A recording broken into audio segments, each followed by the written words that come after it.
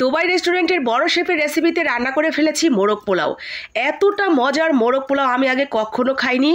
এত সহজভাবে রান্না করা, তবুও নামি দামি যে কোনো রেস্টুরেন্টের মোরগ পোলাওর থেকে অনেকটা বেশি মজার মোরগ পোলাও হবে এইভাবে রান্না করলে। আমি তো প্রথমে বিশ্বাসই করিনি, রান্না করে অবাক হয়ে গিয়েছি। তো মোরগ পোলাও বানানোর জন্য প্রথমে এখানে নিয়ে নেবেন কিছুটা চিকেন। আমি একটা চিকেনকে 4 ভাগ করে কেটে ঠিক এইভাবে আমার যত কয় পিস দরকার সেই কয় পিস নিয়ে নিয়েছি। সাথে বাসায় তৈরি টক দই দিয়ে এইভাবে মেখে নিব। তার সাথে দিয়ে দিব কিছুটা জর্দার রং। তো জর্দার রং এবং টক দই দিয়ে ভালো করে মেখে নিয়ে আমরা এক সাইডে রেখে দিচ্ছি। আজকে আমি যেই রেসিপিটি আপনাদের সাথে শেয়ার করছি, সম্পূর্ণ রেসিপিটি আমার এক ছোট ভাইয়ের দেওয়া। আমার খুব কাছের ভাই, দুবাই বাঙালি রেস্টুরেন্টে চাকরি করেন। ভাইয়া যদি দেখে থাকেন খুব খুশি হবেন যে তার রেসিপিতে আজকে আমি আপনাদের সাথে রেসিপিটি শেয়ার করছি। তো এখানে আমি একটা মশলা তৈরি করে নেব। জায়ফলের অর্ধেকটা দিয়েছি, 2টা দিয়েছি জয়ত্রী, সাথে শাহি জিরা, কাজু বাদাম, আদা, রসুন এবং নর্মাল জিরা। একটু পানি দিয়ে ভালো করে ব্লেন্ড করে সুন্দর করে মশলাটা তৈরি করে নিয়েছি।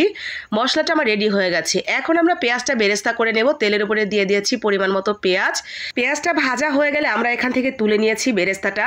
আর এখন সেই তেলের মধ্যেই দিয়ে দিলাম পেঁয়াজ বাটা।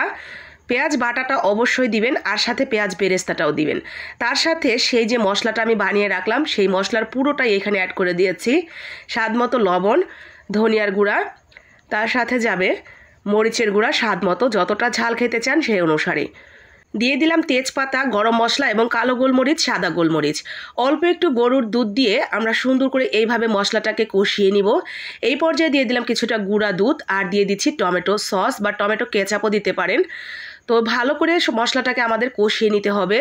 যদি মনে হয় মশলা কষানোর আগেই একটু বেশি শুকনো শুকনো লাগছে, তাহলে আবারও একটু লিকুইড দুধ অ্যাড করে দিবেন। এইখানে আমরা কোনো পানি ব্যবহার করব না। আর যে পেঁয়াজ বেরেস্তাটা আমরা উঠিয়ে রেখেছিলাম সেই পেঁয়াজ বেরেস্তাটা হাত দিয়ে ভেঙে এখানে অ্যাড করে দিয়েছি।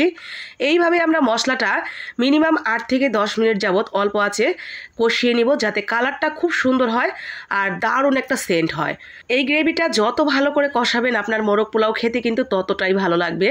তো মাশাআল্লাহ আমার গ্রেভিটা একদম ঠিকঠাকভাবে হয়ে গেছে। এখন আমরা সেই ম্যারিনেট করে রাখা চিকেনটা দিয়ে দিচ্ছি। চিকেনটা দিয়ে আমরা এইভাবেই নাড়াচাড়া করে ঢেকে ঢেকে আস্তে আস্তে রান্না করে নেব। ঢেকে ঢেকে আস্তে আস্তে রান্না করে নেব ঠিক ততক্ষণ পর্যন্ত যতক্ষণ না পর্যন্ত এই চিকেনটা ভালোভাবে সিদ্ধ হয়ে যায়। এই পর্যায়ে আমি আরও একটু লিকুইড দুধ অ্যাড করে দিয়ে রান্না করব। আস্তে আস্তে ঢাকনা দিয়ে ঢেকে রান্না করব প্রায় 15 থেকে 30 মিনিট।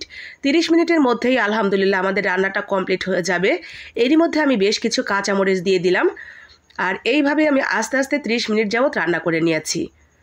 মাশাআল্লাহ দেখতে ভীষণ ভীষণ সুন্দর, সেই সাথে এত ভালো একটা সেন্ট এসেছে। যারা মোরগ পোলাও খেতে পছন্দ করেন একদিন হলেও আমার সেই ছোট ভাইয়ের রেসিপিতে এইভাবে মোরগ পোলাওটা রান্না করবেন। তো আমাদের গ্রেভিটা এবং চিকেনটা রেডি হয়ে গেছে। এদিকে আমরা প্যানের উপরে দিয়ে দিয়েছি নর্মাল তেল, সাথে 2 চামচ ঘি, অল্প একটু পেঁয়াজ এবং সাথে দিয়ে দিব সামান্য একটু আদা বাটা। এখন এভাবেই তেলের উপরে আদাটা একটু ভালো করে স্মেল আসা পর্যন্ত আমরা নাড়াচাড়া করে আগে থেকেই ধুয়ে রাখা চিনি গুঁড়ার চালটা অ্যাড করে দিব। দিয়ে দিলাম স্বাদ মতো লবণ। এখন দিয়ে দিচ্ছি চিনি গুঁড়ার চাল। আগেই ধুয়ে ভিজিয়ে রেখেছিলাম, চালটা আগে থেকেই ধুয়ে একটু ভেজিয়ে রেখে দিবেন। এই পোলাওর চালটাও আমরা একটু সময় নিয়ে কড়া করে ভাজবো, তবে পুড়ে যাতে না যায় সেটাও কিন্তু খেয়াল রাখতে হবে। তো সুন্দর করে ভাজা ভাজা করে নিয়ে তারপরে এখানে অ্যাড করে দিতে হবে গরম পানি।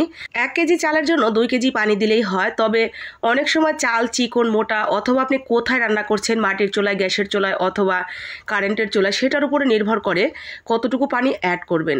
তো সেটা বুঝেই অ্যাড করে দিতে হবে। এই পর্যায়ে আমি দিয়ে দিচ্ছি একটু মিষ্টি দই। এই মিষ্টি দইটা অবশ্যই দেওয়ার চেষ্টা করবেন, দারুণ একটা টেস্ট হয় এই মিষ্টি দইটা পোলাওর সাথে অ্যাড করে দিলে।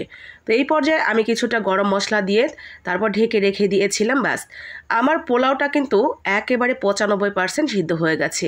আর বাকি যে 5% আছে সেটা আমি উপরে এখন চিকেনটা খুব সুন্দর করে বিছিয়ে দিব, তাতেই হয়ে যাবে। তো এখন আমরা এইখানে একদম হুবহু রেস্টুরেন্টের মতো কালার আনার জন্য একটু জর্দা রং গুলিয়ে জায়গায় জায়গায় অ্যাড করে দিচ্ছি। রেস্টুরেন্টের মোরগ পোলাও দেখবেন একটু রঙিন রঙিন হয় দেখতে, তবে এইটা না চাইলে না দিলেও কিন্তু হবে যদি হাতের কাছে না থাকে। তো আমরা এখান থেকে কিছুটা গ্রেভি নিয়ে এবং চিকেনটা নিয়ে ঠিক এইভাবে উপরে বিছিয়ে দিয়েছি।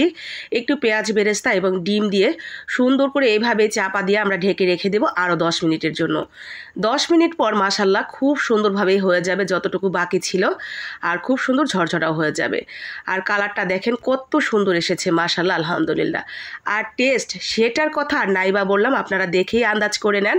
আর পুরোটা আন্দাজ করতে না পারলে অবশ্যই আপনাকে বাসায় একদিন বানিয়ে নিতে হবে। আমি গ্যারান্টি দিয়ে বলতে পারি, আপনি এই রেসিপিটা যার জন্যই তৈরি করেন না কেন বা যাকেই খেতে দেন না কেন, সেই আপনার প্রশংসা করতে বাধ্য। তো কেমন লাগলো আজকে আমার এই ছোট ভাইয়ের রেসিপিতে মোরগ পোলাও রান্না করাটা, অবশ্যই জানাতে ভুলবেন না। আর আমার ভাইটা যদি আজকে ভিডিওটা দেখে থাকে খুব খুশি হবে, তার রেসিপিটা আজকে আমি শেয়ার করেছি। তো সবাই ভালো থাকেন, সুস্থ থাকেন। আজকের মতো এখানেই বিদায় নিচ্ছি, কথা হচ্ছে পরবর্তী কোনো একটা রেসিপিতে। ততক্ষণ অনেক বেশি ভালো থাকেন, সুস্থ থাকেন। আসসালামু আলাইকুম, আল্লাহ হাফেজ।